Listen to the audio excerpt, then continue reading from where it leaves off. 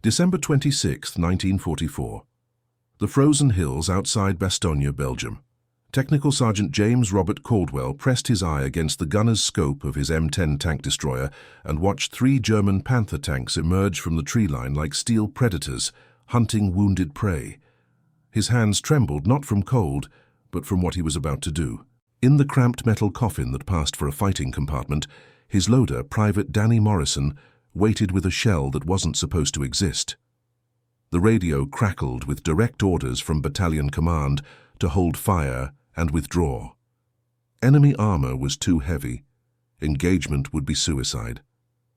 But Caldwell had seen the column of American trucks burning on the road below, heard the screams of wounded men trapped in the snow, and he knew that following orders meant watching good soldiers die. His finger moved to the trigger.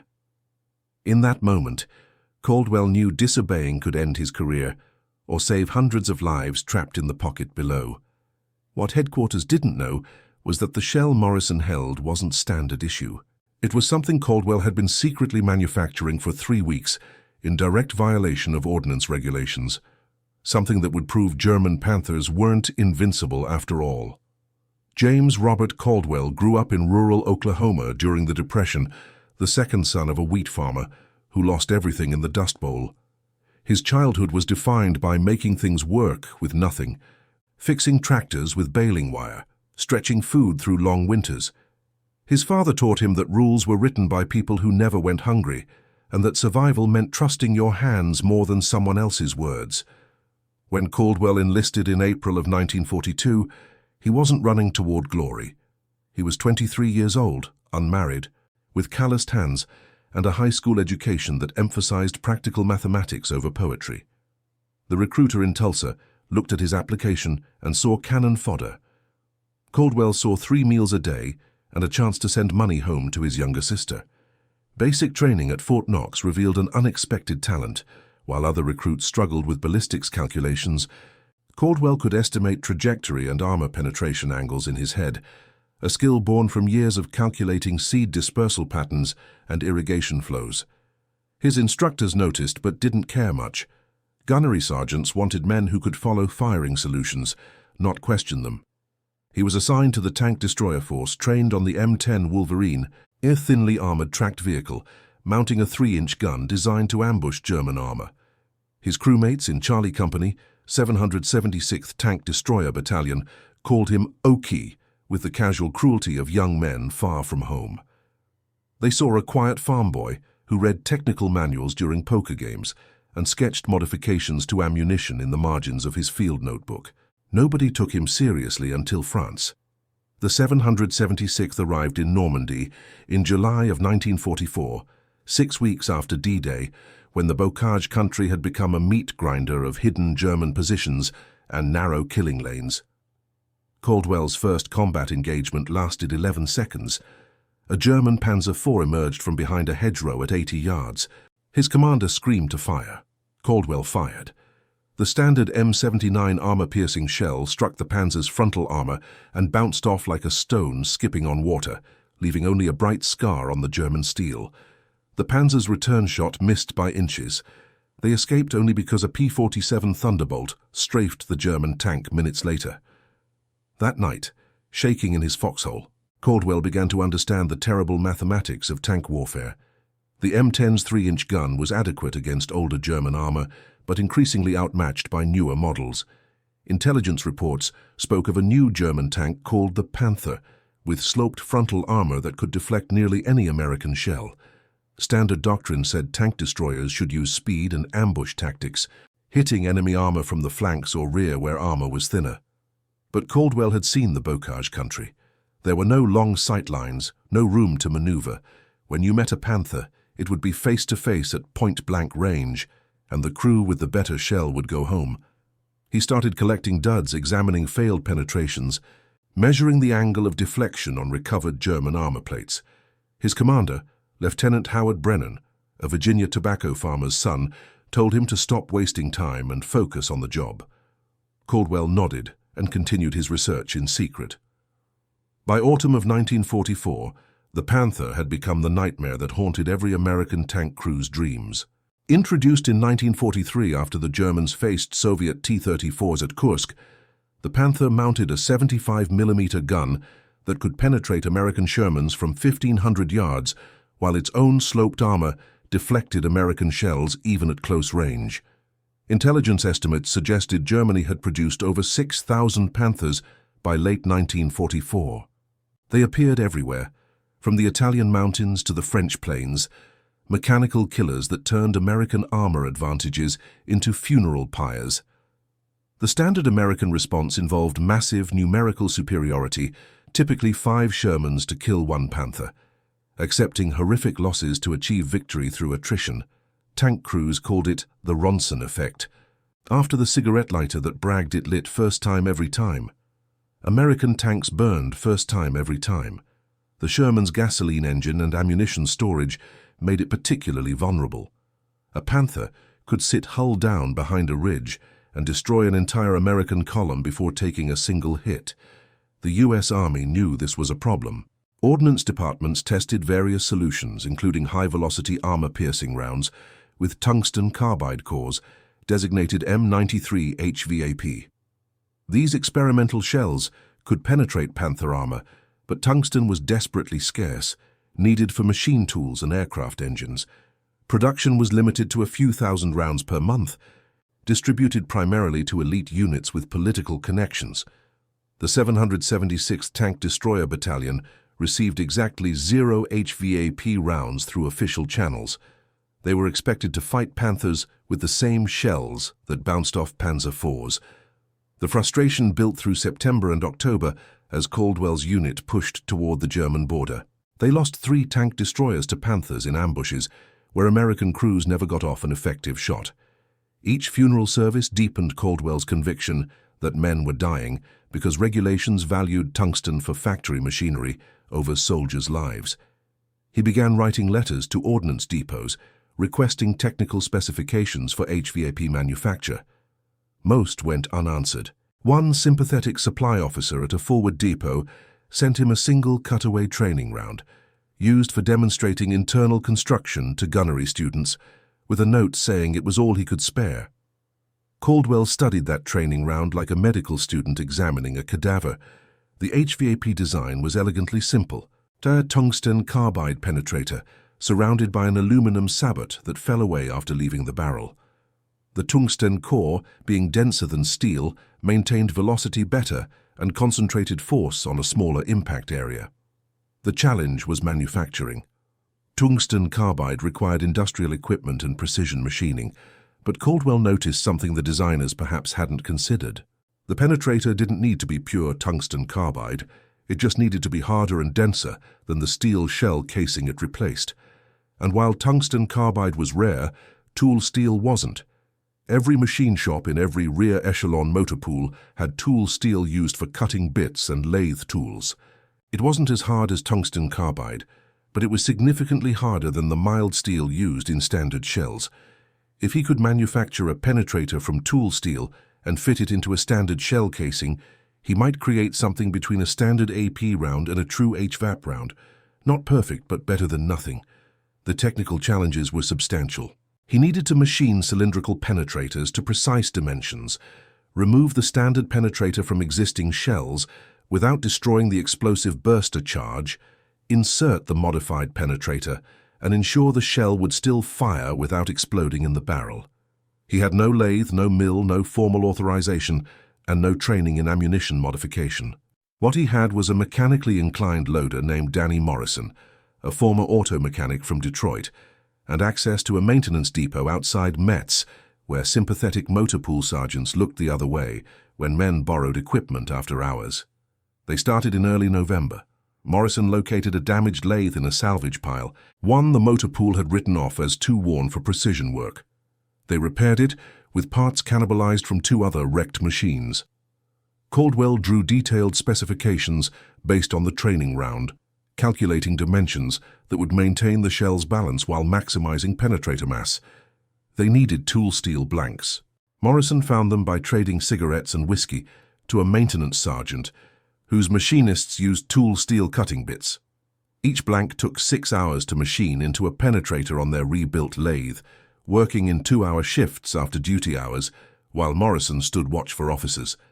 The work was exhausting and dangerous. One penetrator shattered during machining, sending steel fragments into the wooden wall behind the lathe. Another spun off center and nearly broke Caldwell's wrist, but gradually they developed a process.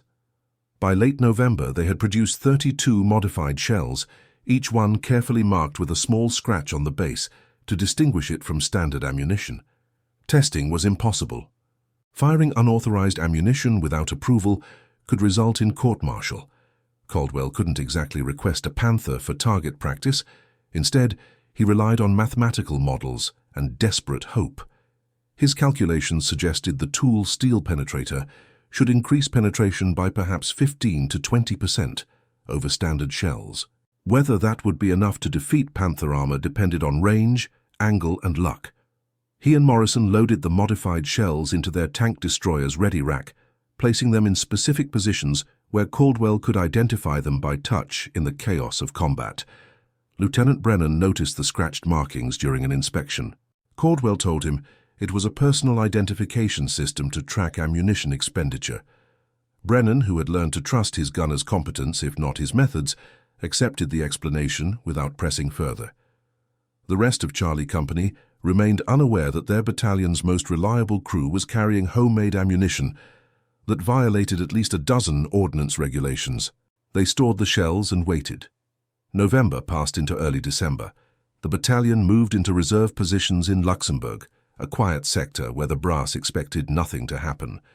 The men played cards, wrote letters home, and dreamed of Paris leave. Caldwell used the time to produce 18 more modified shells, pushing their inventory to an even 50. Morrison joked that if they survived the war, Caldwell could start an ammunition company. Caldwell didn't laugh. He could feel something building in the cold December air, a tension that reminded him of Oklahoma thunderstorms gathering on the western horizon. December 16, 1944, the German army launched Operation Watch on the Rhine, a massive offensive through the Ardennes forest aimed at splitting the Allied armies and capturing the vital port of Antwerp.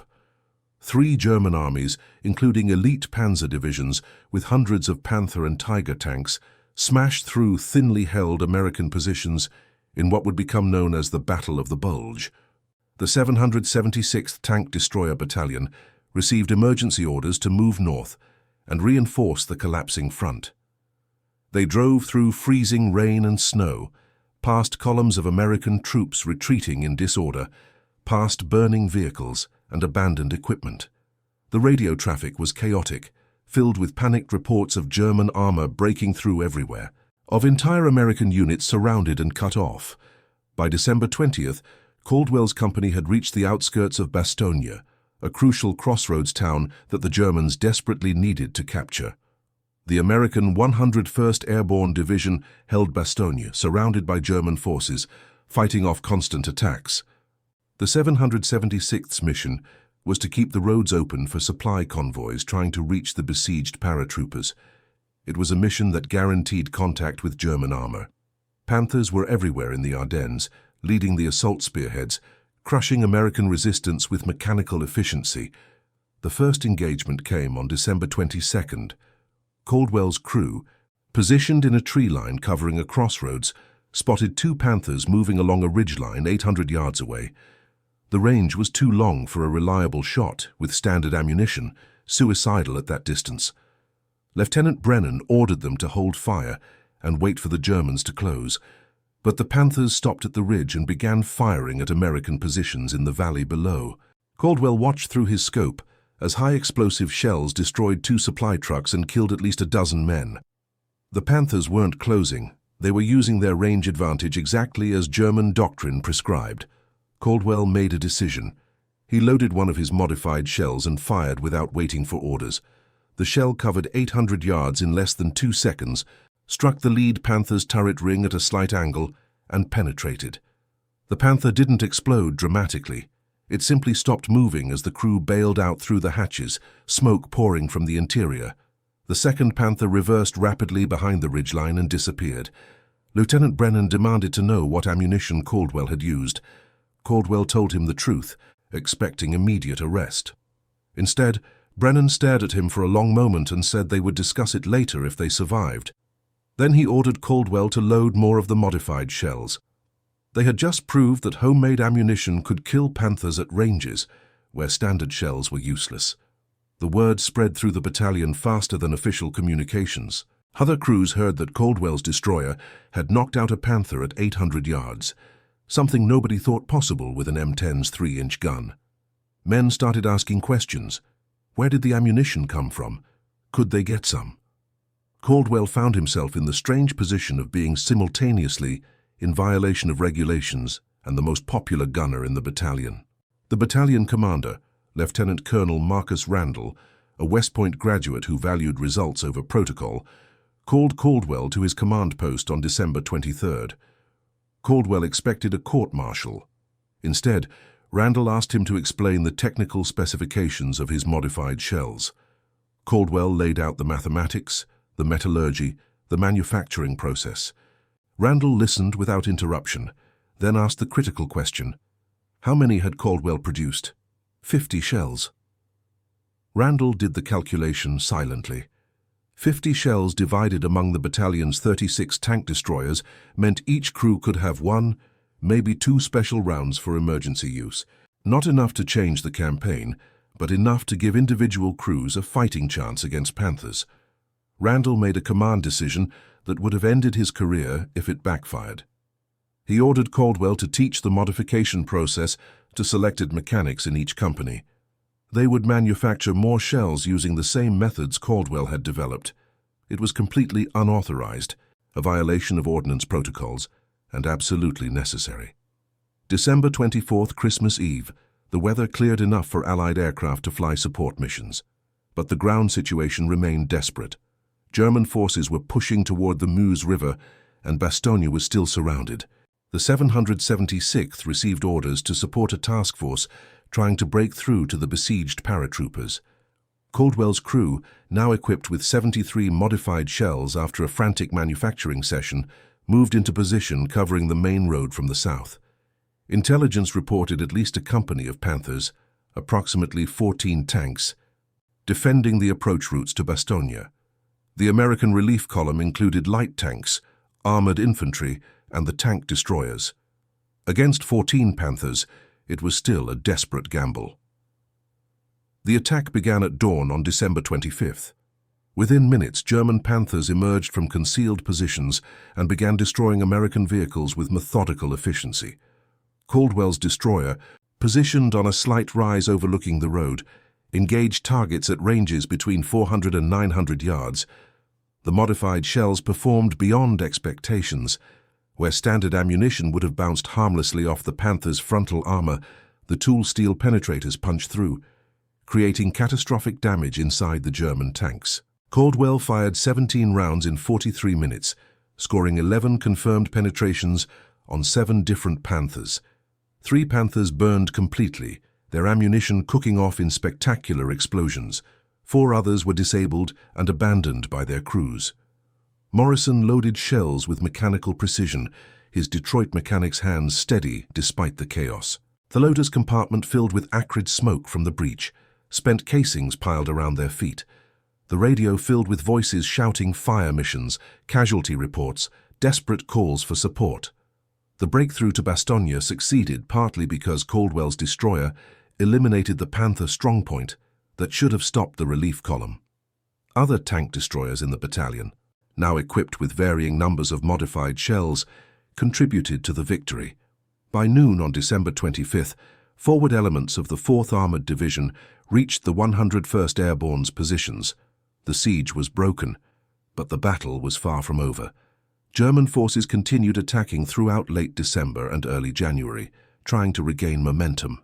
Caldwell's crew fought in a dozen more engagements, using their modified ammunition to engage Panthers at ranges that German crews thought were safe. The psychological impact was significant.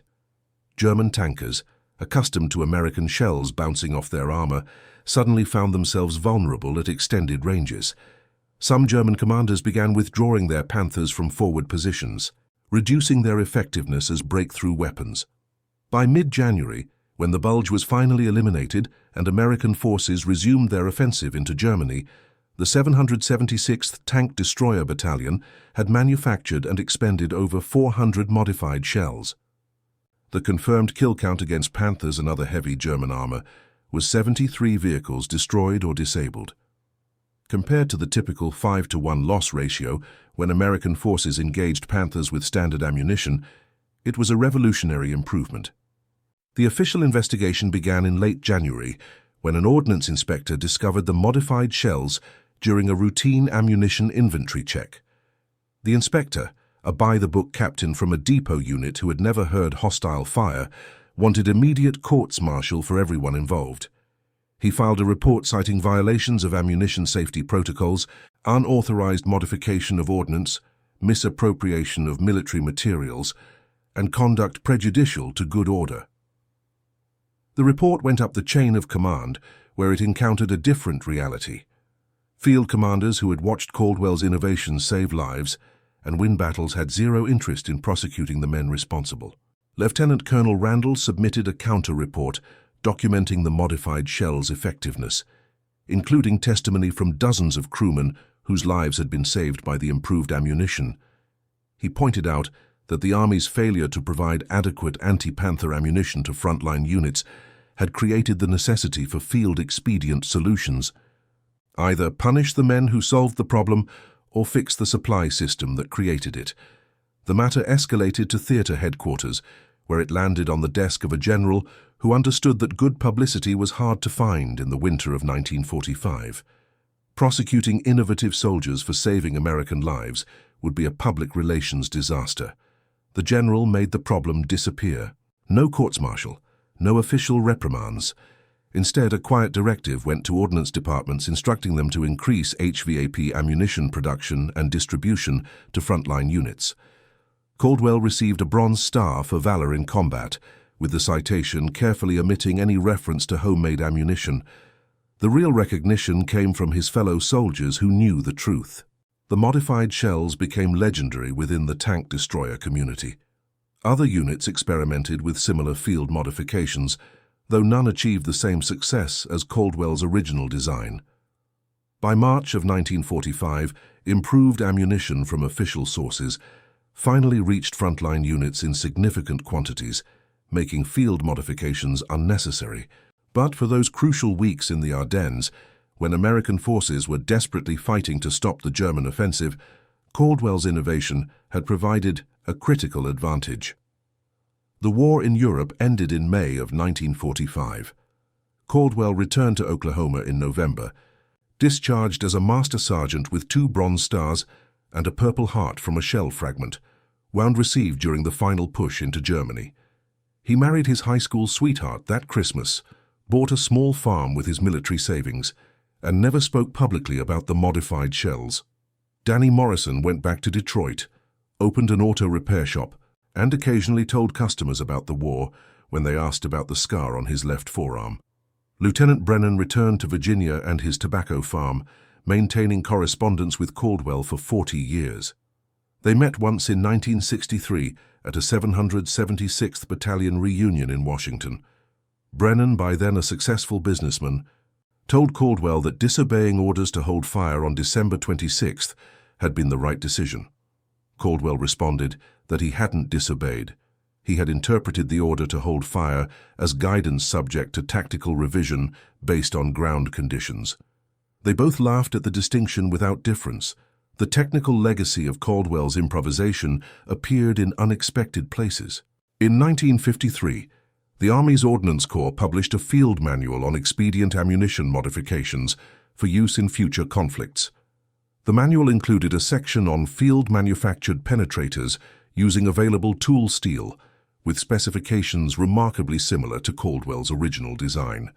The manual didn't credit Caldwell by name, but veterans who read it recognized the source immediately. The broader lesson was taught at West Point and other military academies as a case study in tactical innovation. Officers learned that rigid adherence to doctrine in the face of battlefield reality was a recipe for defeat. They studied how a farm boy from Oklahoma, with no formal engineering education, had solved a problem that stumped ordnance experts by trusting his practical experience over official specifications. The story became part of the cultural knowledge passed down through generations of tank crews, a reminder that survival often depended on individual initiative rather than institutional support. Lieutenant Colonel Randall, who had authorized the widespread manufacture of modified shells despite the regulatory risks, was promoted to full colonel and later wrote a memoir that devoted an entire chapter to the Bastogne ammunition crisis. He argued that military regulations existed to serve the mission, not the other way around, and that commanders who lacked the courage to bend rules when necessary had no business leading men in combat. Caldwell lived to be 87 years old, dying in 2003 in the same Oklahoma farmhouse where he was born. His obituary in the local newspaper mentioned his military service, but focused mainly on his contributions to the farming community and his 57-year marriage. The detail about the modified shells appeared in the second-to-last paragraph, a brief mention that he had developed improved ammunition during the Battle of the Bulge. But among veterans of the 776th Tank Destroyer Battalion and their families, the story was told and retold. Morrison's grandson, researching his family history, discovered technical drawings in his grandfather's papers showing the exact specifications for the modified penetrators. He donated the drawings to the National Archives, where they reside today, available to researchers studying American ammunition development during World War II. Several of the modified shells, recovered from battlefield positions decades after the war, are displayed in military museums as examples of field expedient engineering. The plaques beside the exhibits explain how one sergeant's refusal to accept inadequate equipment saved countless lives and changed American anti-armor tactics. The shells themselves are unremarkable looking, standard 3-inch cases with small scratch marks on the base, but to anyone who understands their history, they represent something larger than metallurgy. They represent the moment when individual courage and practical intelligence overcame institutional failure. The final irony is that Caldwell never considered himself a hero. In interviews conducted late in his life by military historians, he consistently deflected credit, insisting that Morrison deserved equal recognition for the manufacturing work, that Lieutenant Brennan had shown real courage in authorizing continued use of the shells, that the real heroes were the men who fought in the snow and died in burning tanks. He maintained that he had simply applied basic mechanical principles learned on an Oklahoma farm to a military problem. The shells worked because tool steel was harder than mild steel, a fact known to any machinist. The innovation wasn't in the science but in the willingness to act without permission when permission would have arrived too late. When asked why he had risked court-martial to develop unauthorized ammunition, Caldwell gave an answer that summarized his entire philosophy. He said that men were dying because the people who wrote procurement regulations had never watched friends burn alive in disabled tanks. Rules were important, but they weren't more important than the lives of the men fighting the war. Someone had to make that decision on December 26, 1944, and he happened to be in the right position with the right skills to do something about it. If that made him a hero, then being a hero was just another word for doing your job when nobody else could. What shattered the invincibility of German Panthers wasn't advanced technology developed in secret laboratories or brilliant tactical innovations from military academicians. It was scratched base shells manufactured on a salvaged lathe by men who trusted their hands more than regulations. It was a sergeant from Oklahoma who understood that sometimes the most sophisticated response to a complex problem is basic physics applied with courage. It was the recognition that institutional competence couldn't replace individual initiative. That survival often depended on the willingness to break rules written by people who would never face the consequences. The mathematics of victory in the Ardennes were written not in official after-action reports, but in the scratch marks on homemade shells that turned German Panthers into burning metal coffins. 73 confirmed kills, 400 shells manufactured in violation of every ordnance protocol, hundreds of American lives saved because one man decided that disobedience was the highest form of duty.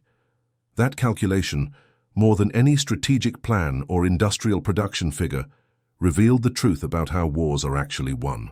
Not by the armies we wish we had, but by the soldiers we're lucky enough to have when everything goes wrong. What shocked you most about this story? Was it the courage to defy orders, the technical ingenuity of the solution, or the institutional failure that made such improvisation necessary? Comment below and share this forgotten piece of history with anyone who believes that following rules matters more than saving lives.